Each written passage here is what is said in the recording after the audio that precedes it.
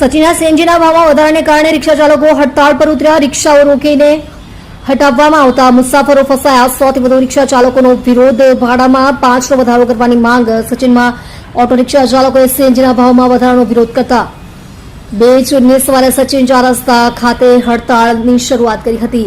સીએનજીના ભાવ વધતા રિક્ષા ચાલકોનો ગુસ્સો ફાટી નીકળ્યો, જેના કારણે સચિનથી ભેસ્તાન અને ઉધના જેવા વ્યસ્ત વિસ્તારો સુધીની પરિવહન સેવાઓ સંપૂર્ણપણે બંધ થઈ ગઈ છે।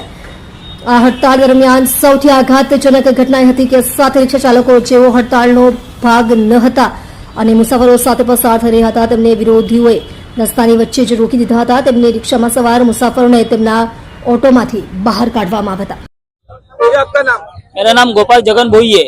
क्या समस्या है, किस लिए हड़ताल है आपका? हमारी एक ही समस्या है कि 2026 से पूरा भाव गैस का भाव बढ़ गया है बराबर, और प्लस 2-2 रुपया करते आज 86 रुपया का भाव हो गया है। तो हम लोगों की एक ही मांग है, 5 से 10 रुपया बढ़ाने की मांग है। बाकी किसी को तकलीफ देना नहीं चाहते। लोकल भाड़ा कितना था यहाँ? लोकल भाड़ा 10 रुपया था, मैक्सिमम 15 रुपया चाहिए। जो हम लोग दरवाजा 30 रुपये में ले जाते 12-13 किलोमीटर, तो हम लोगों को 40 रुपया चाहिए। और प्लस उसमें 10 से 12 सिग्नल हम लोगों को मिलते हैं, उसमें हम लोगों को 15 से 20 मिनट चला जाता है। कितने लोगों ने हड़ताल किया हुआ है? मैक्सिमम 150 से 200 लोगों ने हड़ताल किया है। सबकी एक ही मांग है? सबकी एक ही मांग है। सबकी एक ही मांग है। सरकार से क्या चाहते हैं आप?